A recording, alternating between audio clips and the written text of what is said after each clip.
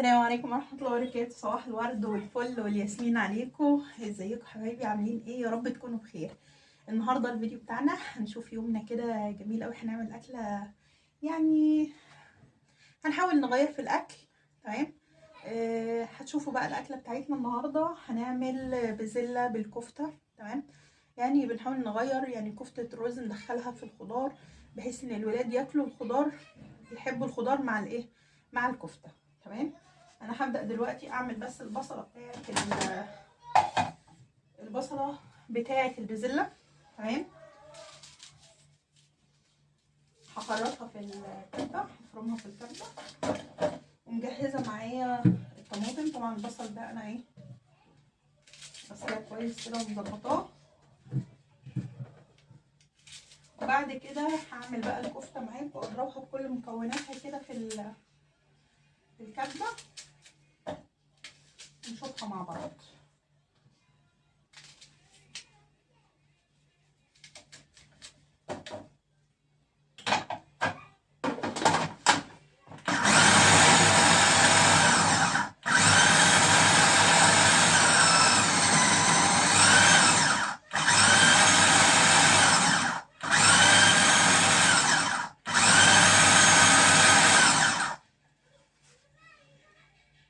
انا هنا عملت فرمت البصله اهي، وحطيت زيت بقى في الحله. طبعا انا هعمل البزله بالبصل الابيض. انا بحب طعم البصل الابيض قوي في الاكل، بس البصل اللي هفرمه بقى للكفته هيكون بصل ايه، احمر.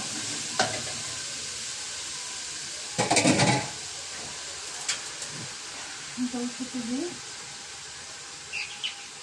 انا مجهزه معايا الطماطم للبزله هنا.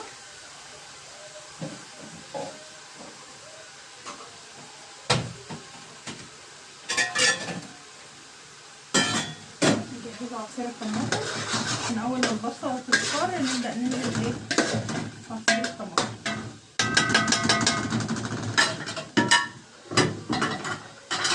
هنسيب البصل هنا ونبدا ايه، نجهز مع بعض الكفته. انا حطيت هنا بصل احمر، حطيت هنا البصل الاحمر، حمرت معاه شويه خضره.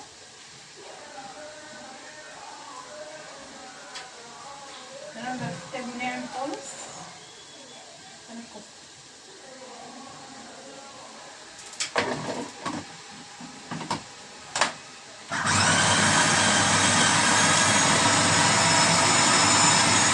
طبعا البصل مع الخضره بعد ما نعمته كويس قوي.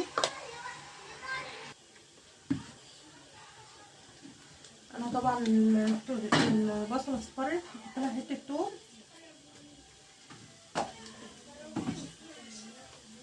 هقلبها شويه وهنزل عليها ايه، الطماطم.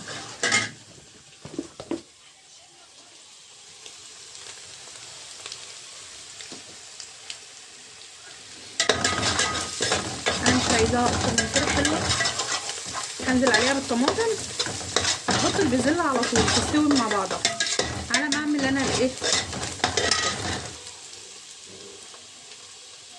طبعا انا كده عملت فرمت البصل والخضره اهي. حطيت دلوقتي حته توم مع اللحمه المفرومه. هحط شويه بصل عشان عايزه اضرب كله تاني. كل ما بتكون ناعمه كل ما بتكون حلوه معايا وما بتفكش، يعني بتبقى جميله خالص، بيبقى ملمسها كده حلو، متبقاش خشنه يعني.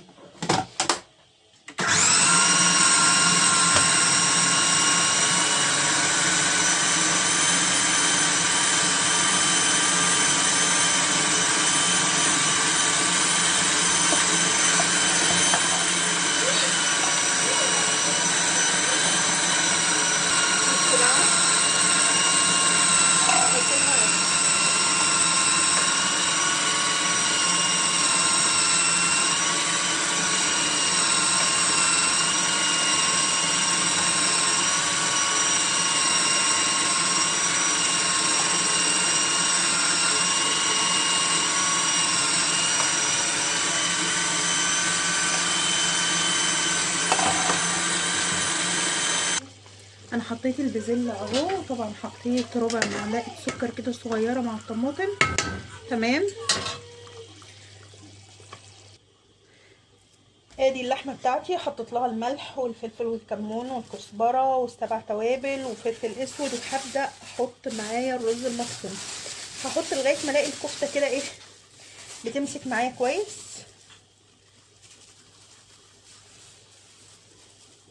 هعجنها كويس لغايه ما اشوف ايه محتاجه تاني ولا لا.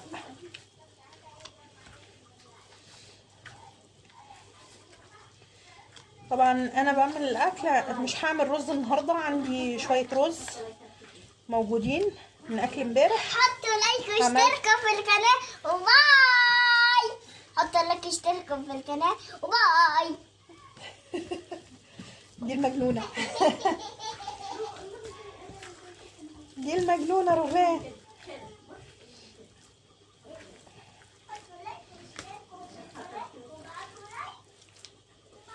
انا هعجنها كويس واحط لها وارجع لكم تاني. وادي معانا الكفته اهي. حطيت كميه الرز كلها كان كيلو الا ربع، لان اللحمه عندي برضي كيلو الا ربع، فالكفته معايا اهي. هنبدا دلوقتي نقعد نكورها. طبعا هنبدا نكور الكفته اهو. اهو الفيديو بدأ، اظهروا في الفيديو. قول بقى اللي انت عايزه اهو. حسبي ربان القهوه، حسبي القهوه. انت عامله فنجان قهوه. سلمي عليهم يا ماما. اشتركوا في القناه من اجل توفى. قولي السلام عليكم يا اصحابي. السلام عليكم يا اصحابي. تعالي كده يا رفان، تعالي كده يا رفان، تعالي كده عشان تباني كويس. روحي عند الباب هناك. محمد تعالي هنا يا حبيبي. تعالي. لا لا لا لا لا حسبي لا لا لا ثواني قول ثواني. لهم السلام عليكم السلام عليكم يا اصحابي يا صحابي. يا حبايبي. بيت يا رفان. بقى عيب كده. محمد عيب كده انا هي بدرس وانا بقول. ترقص وانت بتقول دي نوتي. انا مش بدرس. لا بتراسي. هنعمل كده كور قول لهم حطوا صغيره لايك يا اصحابي. عشان ايه لما نحطها في البازلاء تتاكل على لايك طول. يا صحابي. انتوا عاملين ايه؟ انتوا عاملين ايه؟ انا بحبكم قوي. يا أنا بحبكوا ارجع أوي. ورا كده، ما ينفعش ارجع تيجي ورا في- عشان ما تبانش الصوره وحشه. ارجع ورا. لا ارجع ورا. تعالى. معلش يا جماعه بقى، العيال كانوا عاملين دوشه، وقفنا التصوير وطلعناهم عشان نعرف نكمل تاني. ربنا يهديهم ويصلح حالهم. السلام عليكم ورحمه الله وبركاته. ازيكم يا حبايبي جوا مصر وبرا مصر وجميع الدول. كل سنه وانتم طيبين، يجعلوا عام سعيد وشتاء سعيد عليكم ان شاء الله، وعلينا وعلى المسلمين كلها، ويشفي مرضانا ومرضى المسلمين، ويرحم أمواتنا وأموات المسلمين يا رب العالمين. يجعلها أيام مفترجة على أمة محمد يا رب، ويرفع الغمة على الأمة يا رب، ويهدي حال البلد إن شاء الله. اللهم أمين يا رب. اللهم امين. يا رب يهدي حال البلد. اللهم أمين. ويهدي الشباب يا رب. يحفظ بلادنا يا جماعه، يحفظ بلدنا ويحفظ مصر يا رب. يا رب من كل يحفظ سوء. مصر من كل سوء. يا رب يحفظ بلادنا وبلاد المسلمين من كل سوء يا رب، وترفع الغمة على الأمة على البلاد كلها وعلى المسلمين كلها يا رب. يجعل الشتاء ده مفترق على أمة محمد جوه مصر وخارج مصر وجميع الدول، ويحفظ الشباب يا رب. يحفظ الشباب ويحميهم ويسلم طريقهم في كل سكة يمشوا فيها، ما يسوش حد ولا يوجع حد. اللهم أمين يا رب. اللهم أمين يا رب. اللهم صل وسلم على سيدنا محمد يا رب عليه الصلاة والسلام. عاملين ايه يا حبايبي؟ معلش شرفتونا ونورتونا وتنورونا، وكل اللي يجي عندنا ينور. معلش احنا فترة عدينا بيها اللي تعبان واللي عدينا بأزمات كده. الحمد لله الحمد لله اللي احنا طلعنا منها. الحمد لله. اللهم لك الحمد. قصرنا معاكم كتير والله، بس الحمد لله على كل حال. التقصير ده غصب عنينا والله. الله ربنا يشفينا ويشفي كل مريض. اللهم امين يا رب. ويشفي ولادنا ويشفي حبايبنا ويشفي المسلمين كلها يا رب. محدش يشوف مرض ابدا. اللهم امين يا رب. وحشتونا خالص والله. والله وحشتونا، وحشنا الكلام معاكم وحشتنا التعليقات كلامكم معانا. كل عام وانتم بخير يا ربي، الشتاء يدخل بالسعادة وراحة البال وهدوة السر على جميع المسلمين يا رب. اللهم امين يا رب. وحط لايك واشتركوا معنا في القناة، وكل اللي يشترك عندنا ينورنا ويشرفنا عايزين عيلتنا تكبر كده ان شاء الله بيكم، عايزينها بيكو. تكبر بيكم.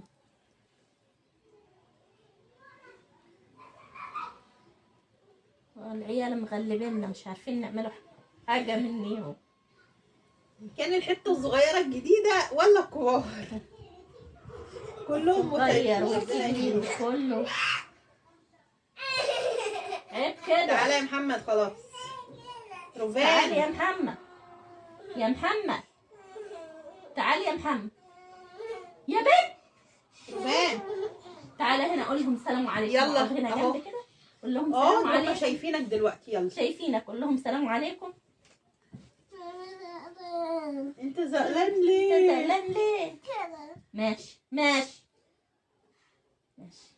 تسمعيش الكلام يا روفان وهيقولوا عليكي نوتي كده، اصحابك هيقولوا عليكي نوتي.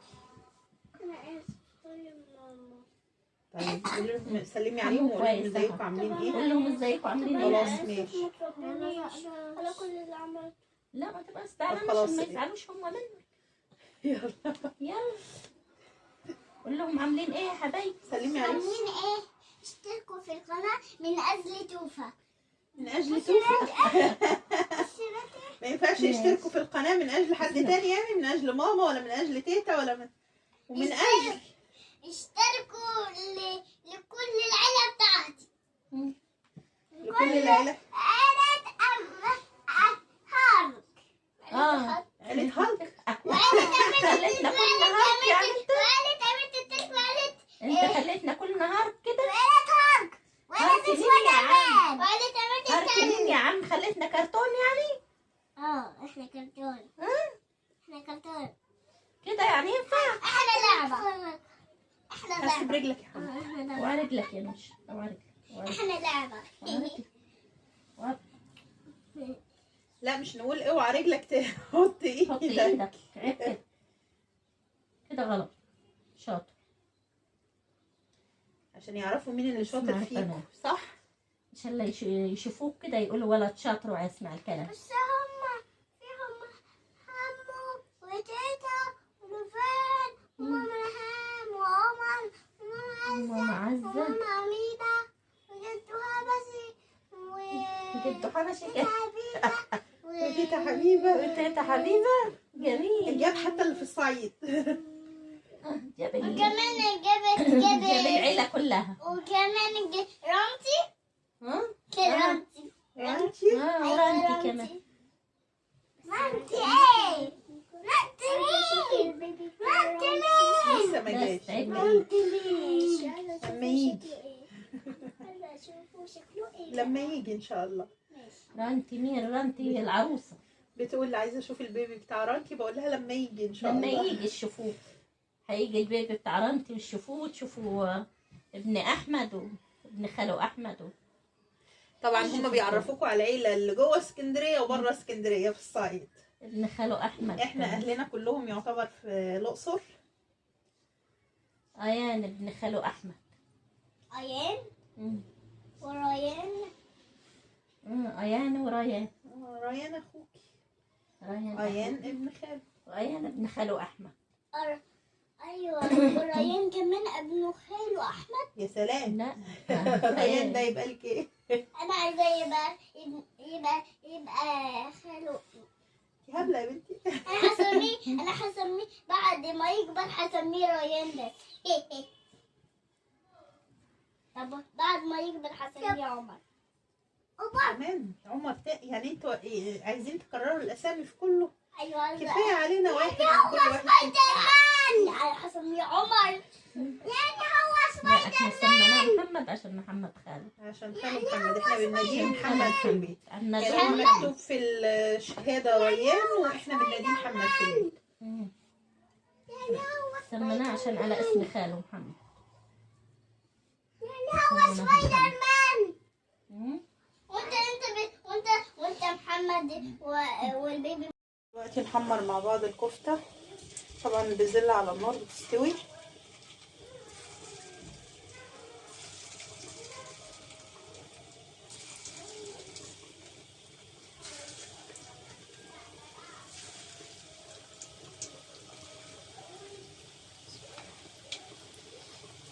ما تنسوش الاشتراك في القناة وتفعلوا الجرس عشان يوصلكم كل جديد. طبعا الاكلة بتاعت النهاردة اكلة بسيطة، ويعني ايه ممكن يكون كله بيعملها، بس انا حبيت اشاركها برضه معاكم. يعني نوع من انواع التغيير. احنا الولاد احيانا ما بيرضوش ياكلوا الخضار، فاحنا بنعمل لهم الطريقه دي. يعني الفاصوليا الخضراء مش بيحبوا مثلا ياكلوها، بنعملها مره باللحمه المفرومه ومره، وبعدين الكميه على حسبك انت. يعني احنا الكميه اللي احنا عاملينها النهارده دي مش هنطبخها كلها النهارده. احنا بنحب لما نعمل الكفته دي نعملها كميه كبيره ونحط على قد الطبخه بتاعتنا وقد اليوم بتاعنا، ونشيل الباقي متحمر في الفريزر.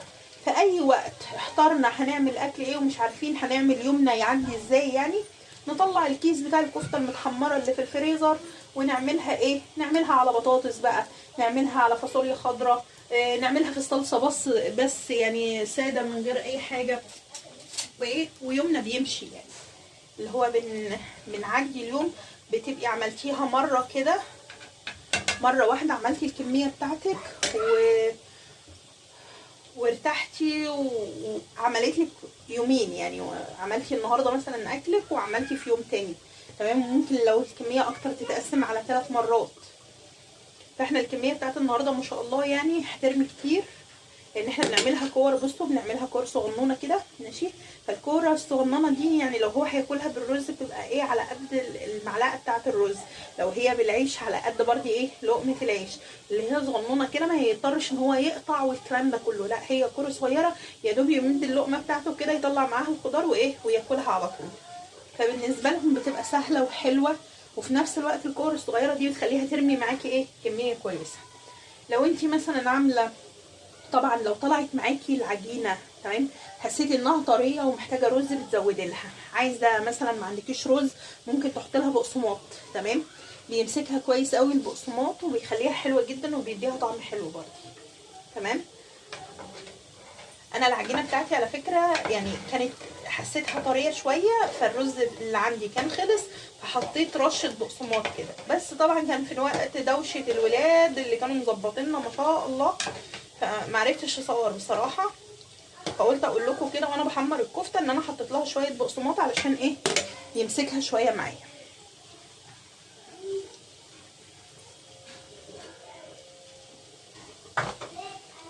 هنعمل زي ما قلنا الكميه كلها. والبسله معانا هنا اهي بتستوي على العين التانية، ناقصه شويه بسيطه. ما تنسوش بقى يا حبايبنا الاشتراك في القناه وتفعلوا الجرس عشان يوصلكوا ايه كل جديد.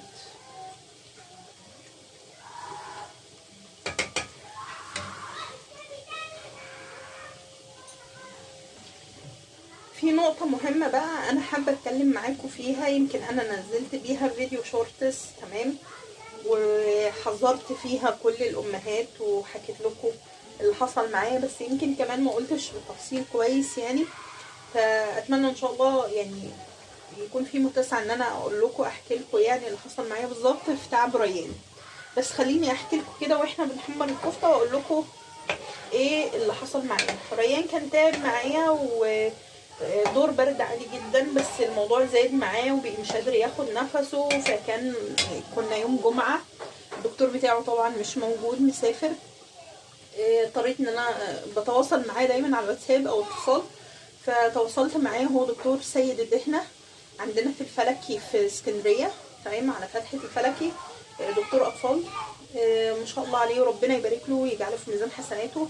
الراجل ده واقف معايا كتير جدا يعني بجد، من الدكاتره الاخلاق، دكتور اخلاق وانسان في نفس الوقت، تمام. واقف معايا كتير قوي. لو تفتكروا الحادثه بتاعت روبين لما حصل لها تسمم كيميائي كان هو اللي انقذها، ونزلت له شكر على القناه، تمام. وبرضي حاليا ريان هو اللي بفضل الله كان السبب برضي في انقاذ حياته، تمام. ريان معايا لما تعب يوم الجمعه كلمت الدكتور، قال لي انا في بديل ليا، زميل ليا موجود هناك تمام، بس مش هيكون موجود قبل الساعه 4. طبعا انا كنت الصبح بدري، كانت الساعه حوالي 7:30، الولد تعبان جدا مش هقدر استنى للساعه 4. قال لي خلاص اطلعي بيه على اي مستشفى او مركز طب اطفال فورا، تمام كده الموضوع مقلق ومش هينفع. صورت له فيديو، قال لي كده الموضوع مقلق، روحي مستشفى طب اطفال علشان خاطر ايه تسعفوا. رحت مركز طب الاطفال اللي في سموحه، تمام، طبعا بناء على ان ناس كتير جدا شكرت لي في مركز طب الاطفال اللي في سموحه. فللاسف يعني هما حقيقي المعامله حلوه تمام. دخلت عملوا الاسعافات الاولى ان هو عملوا له تسليك انف، وبعد كده قالوا هياخد جلسات نفس تمام. وقعدنا هناك حوالي من ساعه ونص لساعتين. الدكتوره كانت متابعه رايحه جايه علينا وبتتابع الحاله ومش عارفه ايه، وقالت كده ايه هنكتب له ادويه وهتروحوا بيه ومفيش اي حاجه والكلام ده كله. الموضوع كله يعني بغض النظر عن التكلفه، لان كان الساعه ونص اللي احنا خدناها دي في مركز طب الاطفال في سموحه بجلستين نفس بتسليك انف، هم دول بس فعليا اللي اتعملوا، ما خدناش اي حاجه تانية غير ازازه محلول الملح اللي سلكوا له بيها ادوها لنا واحنا طالعين تمام. الساعه ونص دي كلفتنا بالظبط 800 جنيه تمام. يعني ما شاء الله اسعار رهيبه. يعني انا تقريبا كده كان وانا راجعه يعني ما كانش معايا فلوس المواصلات، كويس ان ماما كانت معايا وكان معاها فلوس مواصلات تمام. يعني اتنفضت فعليا يعني الحمد لله، بس ربنا يجيبه بالشفاء يعني. المهم اخدت الروشته بتاعت العلاج اللي هي حضرتها كتبتها لي تمام. فانا علشان خاطر برضي انا ما اعرفش المكان، اول ما رجعت على طول رحت بعتها للدكتور بتاعي وقلت له ريان عملوا معايا 1 2 3 تمام، بس انا مش حاسه بتحسن، وكاتبين له الروشته دي. كنت انا بالفعل جبت الروشته تمام. فبعد ما جبت الروشته وبعتها له قال لي لا لا لا لا لا اوعي تديله الروشته دي، هي ازاي اصلا تكتب له طفل 4 شهور الادويه دي غير مناسبه ليه تماما. رحت فعلا لما فتحت الدواء وابتديت اقرا النشره بتاعته، لقيت النشره ما يتاخدش الاطفال اقل من 6 شهور، يعني ما يبقاش اقل من 6 شهور تمام، من فوق ال6 شهور، وفي الدواء النوع الثاني من السنه تمام. طب حضرتك بناء على ايه؟ الولد عنده 4 شهور، حضرتك على اي اساس كتبته له تمام؟ يعني ربنا يسامحهم. انا كان ممكن ابني لو خد، انا كنت اديته جرعه واحده تمام من العلاج، لو كان ابني استمر عليها كان لا قدر الله ممكن حصل له اي حاجه تمام. الولد تعب على اخر اليوم، قال لي روحي طبيه الدكتور اللي هو البديل بتاعي في العياده وكده وهو هيتصرف. بالفعل الدكتور التاني اداله علاج، كان الولد اتحسن عليه شويه. قال لي انا جاي بكره من السفر، دكتور سيد الدهنه قال لي انا جاي بكره من السفر وهاتيهولي اطمن عليه. تاني يوم رحت بيه لدكتور سيد، قال لي لا انا هديكي دلوقتي جلسات وهنشوف الدنيا ايه، جلسات نفس ويبقى تحت رعايتي لمده ساعتين تمام، ويبدا ياخد الادويه بتاعته المضاد الحيوي والادويه تمام. في فاره هنا يا جماعه من ورا الكاميرا بتمد ايديها وتاخد، ده اللي بيضحكني يعني. في فران كده دخلت بتمد ايديها بتاخد من اللي طالعه، ما علينا يعني. ف جبت العلاج وقعدنا ساعتين عند الدكتور واداله جلسات، كورس معين بالجلسات وكده والادويه. فضل متابعه ويتابع صدره بعد كل جلسه بحوالي ربع ساعه او نص ساعه. في الاخر قال لي لا انا اسف ان انا هقول لك ان الولد مش بيتحسن مع الجلسات اللي هي العاديه دي، لازم يتحجز، لازم حجز فورا تمام. يعني انت كتير قوي ان انت تقدري تاخدي الولد وتروحي على البيت تحضري شنطتك وشنطته تمام، ويعني شنطتك اللي هتاخديه فيها حاجتك وحاجته وتطلعي بيها على المستشفى على طول. طيب هنروح فين؟ قال لي وينجت، هتلاقيها مليانه كومبليت اكيد يعني مستشفى وينجت. قال لي فهتطلعي على الملكه نظري تمام، الملكه نظري او الشاطبي، ففي الغالب بيبقى وينجت والشاطبي بيبقوا مليانين تماما، فشوفي الملكه نظري. رحت الملكه نظري تمام. طبعا يعني ربنا يعافي كل الاطفال وكل الاولاد، بس فعلا الناس يعني غلابه والله العظيم. حالات كتير جدا محتاجه حجز، وقال لك مفيش مكان مفيش مكان مفيش مكان. فاحنا هناك الدكتوره قالت لي اطلعي على راس التين ان شاء الله عندهم مكان ويحجزوا. تمام. طلعت من الملكه نازيه على مستشفى راس التين. تمام. راس التين من المستشفيات اللي انا بحبها يعني الى حد ما، لاني في حادثه اخويا رحمه الله عليه كان اول روحه ليه كانت على مستشفى راس التين. كانوا في الطوارئ كان في شويه دكاتره والله العظيم شباب يعني تقريبا صغيرين لسه متعينين. تمام. لحقوا اخويا لدرجه ان هم وقفوا النزيف الداخلي اللي عنده. تمام. والاهمال كان في مستشفى الميري لانه كان محتاج عنايه يعني عنايه مشدده، وهم سابوه في الطوارئ تحت كتير وبقوا يقولوا مفيش مكان مفيش مكان. فكان الوضع صعب يعني. الحمد لله على كل حال. فرحنا راس التين. كشفت على ريان دكتوره كده صغنونه. تمام. يعني اعتقد ان هي لسه خريجه سنتين ولا حاجه. تمام. الدكتوره قالت والله انا يعني هكتب له على جلسات دلوقتي. الولد عنده التهاب رئوي حاد. عارفين يعني ايه التهاب رئوي حاد؟ والدكتور عرفها من السماعه والله العظيم، يعني من سماعته. تمام. راح تقول لي انت مين قالك ان هو عنده التهاب رئوي؟ تمام. انا ما عنديش مكان، انا والله لو في ايدي حاجه اعملها لك. تمام. لكن انا ما عنديش مكان. قلت لها ازاي انا مش خارجه من بابني من هنا. والولد بدات ايديه تزرق ورجليه تزرق وبدا يحصل عنده نقص اكسجين. انا كل اللي اقدر اعمله لك يقعد وياخد جلسات. قلت لها انا قاعده انا مش ماشيه. تمام. في كل الاحوال انا مش همشي. اتصلت بالدكتور وانا منهاره اقول له الولد تعبان معايا جدا وبيقولوا لي كذا. قال لي ما تمشيش من عندك واتصلي ب 137 طوارئ وزاره الصحه. تمام. وقولي لهم اللي حاصل معاكي وخليكي قريبه من الدكتور عشان هيطلبوا يكلموها. تمام. ففعلا كنت قريبه من الدكتوره وكلمت طوارئ وزاره الصحه. قال لي ادي تليفون للدكتور المعالج. رحت لها اتفضلي يا دكتوره. راحت بتقول لي ايه ده؟ قلت لها طوارئ وزاره الصحه عايزين يكلموا حضرتك. انت مين قالك تتصلي بيهم؟ انت مين قالك تتصلي بيهم؟ انت ازاي تعملي كده؟ قلت لها يعني حضرتك مش عايزه تردي عليا؟ انا مش هرد على حد، انا مش فاضيه معايا حاله. قلت لها اقول له ان انت مش فاضيه ومعاكي حاله. تمام. راحت سكتت شويه وبعد كده قالت لي هاتي، وخدت الموبايل كلمته. هو ازاي يا فندم بيتصلوا على طوارئ وزاره الصحه لمجرد حجز داخلي؟ قال لها حجز داخلي حجز عنايه، انا تليفوني صوته عالي. تمام. بيبقى مسمع المكالمه اساسا. قال لها حجز داخلي حجز عنايه، الولد ده ما يتحركش من عندك، يقعد ان شاء الله في الطوارئ. تمام. شوفي له مكان الصبح، اي حاله تخرج. تمام. يتحط الولد مكانه. ده طفل صغير ومش هيستحمل عشان لو حصل اي حاجه تسعفوه. انا بعد ما كان ما فيش مكان انا ما عنديش عماله، انا عندي تمريض واحده على 14 حاله. قال لها مش مشكلتي، اتصرفي فين اداره المستشفى. وقفل معاها على كده. بعد ما قفلت انت ازاي تعملي كده؟ انت هتحطيني انا في مشكله. قلت لها هحطك في مشكله؟ ما احطكيش في مشكله. انا ابني بيموت على دراعي، بعد الشر عليه يعني. انا ابني بيموت على دراعي ومش هستناكي. تمام. اخد منك الاذن عشان اتصرف ولا استنى المصيبه تقع على دماغي. وعلى العموم لو انت مش عايزه تحجزيه تمام اتفضلي حضرتك. قبل ما اطلع انا من هنا، انا مش ماشيه دلوقتي، بس لو حبيتي تمشيني تمام اكتبي لي رفضك في جواب رفض ان انت تدخلي ابني، واختميه بختم المستشفى وامضي عليه انت. ساعتها انا اخد ابني واطلع عشان اعرف سبب رفضك لحضرتك للولد ايه. تمام. وبعدين انت بتقولي ايه عرفه ان هو عنده التهاب رئوي؟ حضرتك مش عارفه من السماعه بتاعتك. اظن الطوارئ فيها ايه؟ فيها اشاعه اكس راي. اتفضلي اعملي له. تمام. راحت قالت لي يعني انت عايزه اشاعه؟ قلت لها حتى لو على حسابي، وعملتها على حسابي. تمام. كتبت الاشاعه على حسابي ورحت عملتها له. طلع عنده التهاب رئوي حاد، يعني الدكتور سمعته كانت اصح من اي حاجه. تمام. قالت لي فعلا عنده التهاب رئوي حاد. غابت كده 10 دقايق ورجعت لي تاني. مامة ريان تعالي علشان نمضي جواب الدخول.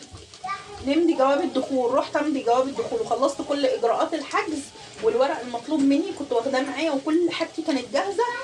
واتفاجئ لما نطلع العنبر فوق، الفيديو اللي حضراتكم شفتوه الشورتس اللي انا نزلته وصورت لكم الفيديو. تمام.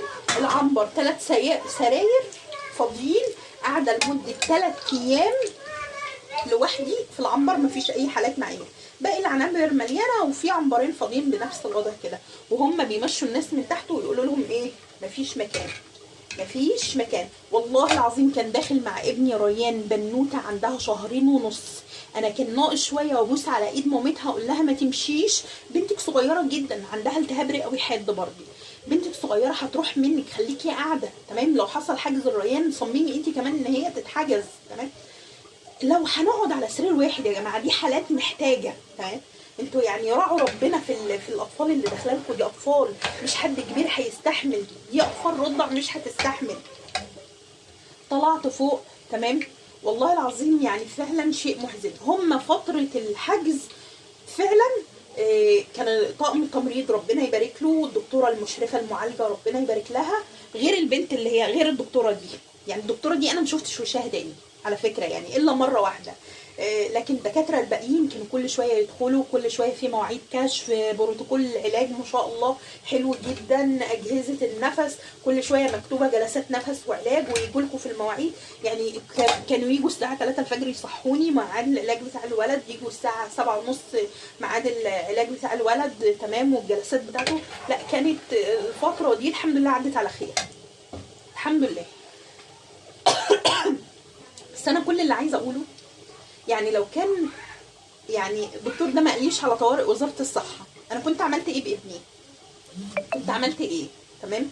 يا ريت نراعي ربنا، بالله عليكم اتقوا ربنا في اللي انتوا بتعملوه فينا، اتقوا ربنا في ولاد الناس، اتقوا ربنا ويعني والله العظيم يعني خساره القسم اللي انتوا بتحلفوه. ما تستخسروش مكان في طفل عشان انتوا ما تتعبوش. راعوا ربنا في ولاد الناس علشان ربنا ينجيكوا في وقت تمام انتوا محتاجين فيه نجاة. عشان انا والله حزبنت عليها لما شفت المنظر ده، حزبنت فيها تمام، زي ما هي كانت هتعمل كده معايا انا حزبنت فيها حقيقي يعني تمام، لان فعلا ما عندهاش ضمير. معلش طولت عليكم وهرجع لكم في نهايه الفيديو. الفيديو كده بقى طويل خالص، انا اسفه جدا بس انا حبيت احكي لكم الموضوع ده تمام، لان فعلا موضوع مهم واتمنى كل ام فعلا تاخد بالها منه، لان الموضوع فعلا يستاهل ان احنا نعرفه تمام، ونعرف ان في حاجه اسمها طوارئ وزاره الصحه تمام، ونعرف ان احنا ممكن نستغيث بيهم في اي وقت يعني بفضل الله. كان الوقت على فكره كنت في المستشفى من الساعه 10، انا محجوزه الساعه 2، يعني وقت ما اتصلت بطوارئ وزاره الصحه كانت الساعه 2 بالليل تمام، وهم اللي خلوها حجزت الولد يعني اجبروها بكده، فالحمد لله تمام، وربنا يحفظ لنا بلادنا. والله العظيم يا جماعه يعني اللي بينادوا ب 11 دول انا مش مع حد في كده بصراحه تمام، حتى لو كان السلع غاليه، حتى لو كان اي حاجه هي غاليه على الكل، هنمشيها زي ما تمشي، هناكل فول هنعيش، هناكل لحمه هنعيش، هتمشي زي ما الكل هيعيش، كله هيعيش، محدش هيبات من غير عشاء. يعني في ناس بتبات من غير عشاء، بس المهم يعني الامان الامان الامان الامان. احنا ايام الثوره ما كناش بنعرف نمشي في الشارع، كنا بنبقى قاعدين جوه البيوت خايفين حد يدخل يكسر علينا باب، بلطجيه تيجي مش عارفه ايه، ما كانش فيه اي نوع من انواع الامان. احنا دلوقتي محتاجين الامان. هنعمل ايه في ثوره وهنعمل ايه بالكلام الفاضي اللي انتوا بتقولوا عليه اللي انتوا عايزين تعملوه ده، الحشود اللي انتوا عايزين تعملوها، واحنا في الاخر ما نعرفش نمشي في الشارع بامان وما نلاقيش حمايه لينا. فربنا يحفظ بلادنا يا رب ان شاء الله، وتعدي الايام دي على خير، ويحفظ مصر واهلها وينجينا من كل سوء. ما شاء الله لا قوه الا بالله. استوت معانا. بصوا الكفته حطيناها طبعا بعد ما طفيت من على البزله، حطيت الكفته فيها وهي لوحدها نفشت واستوت على سخونيه البزله. دي بقى الكميه الزايده اللي معانا اللي احنا هنشيلها في الفريزر لاي وقت تاني. طبعا عاملين كميه ما شاء الله اهو، هناخد يومين ناكل منها تمام. انا عندي رز تمام، مش هعمل رز دلوقتي، هعتمد على الاكل الموجود عندي. طبعا مش هنرمي حاجه، بنعمل اكل جنب اللي موجود تمام. صحه وهنا على قلبكم. يا رب طريقه النهارده تكون عجبتكم، وفيديو النهارده يكون عجبكم، وما تنسوش الاشتراك في القناه وتفعلوا الجرس عشان يوصلكم كل جديد. بصوا بقى ما شاء الله لا قوه الا بالله، الكفته تحفه ما شاء الله لا قوه الا بالله، مع البازيلا حاجه كده جميله عسل. صحه وهنا على قلبكم. ما تنسوش الاشتراك في القناه وتفعلوا الجرس عشان يوصلكم كل جديد. السلام عليكم ورحمه الله وبركاته.